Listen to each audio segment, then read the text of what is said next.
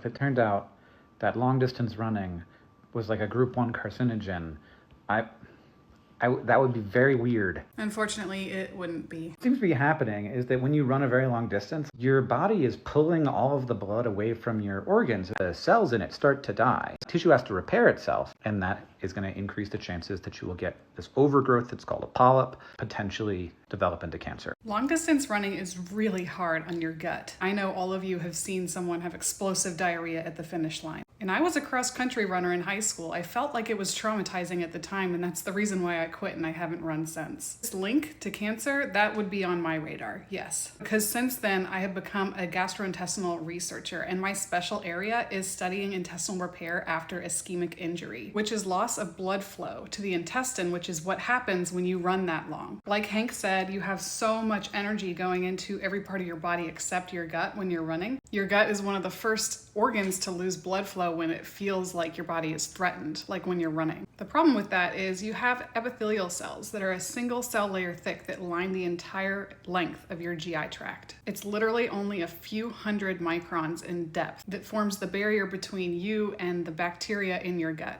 Those cells require a lot of energy because that single little cell guy is so responsible for keeping bacteria out of you and getting nutrition into you. It's a big job, and when they don't have enough oxygen or nutrients to do the job, they just beef it. Luckily, the research in my field and my work shows that that barrier can repair really quickly, as long as there's enough epithelial cells left behind that can do a process called wound healing. As soon as you're able to get blood flow back to the area, the cells that didn't die are able to flatten out and crawl across the wounds that were created by the loss of their partners and create a new seal. This can happen in just a matter of minutes to hours, which is great because then the bacteria that are in your gut can't get into your system and make you really sick. The breakdown in that barrier causes loss of water into the colon, which is why you see diarrhea, because you get everything in there diluted with water and then you know the result. So that's a sign of gut barrier injury. And you end up with bloody diarrhea if the blood vessels are injured enough from this process that they start to bleed as well. In regards to the cancer,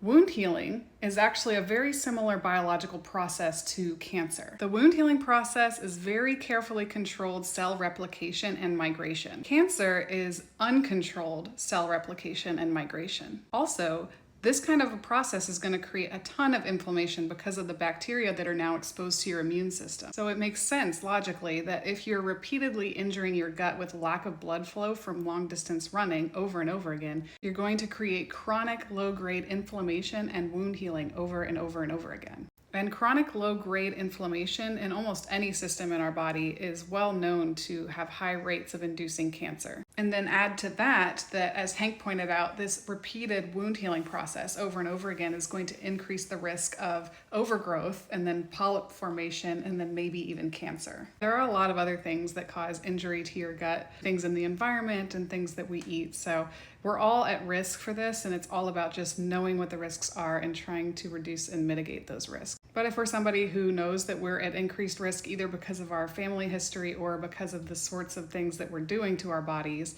with food or exercise like this, then we just need to make sure we pay attention and see our doctor and get screened regularly. While we are seeing more and more colon cancer in younger populations because of a combination of all these kinds of factors, the treatment options we have for colon cancer are improving all the time, and when we catch them early, more and more people are able to survive with aggressive treatment. So there is hope.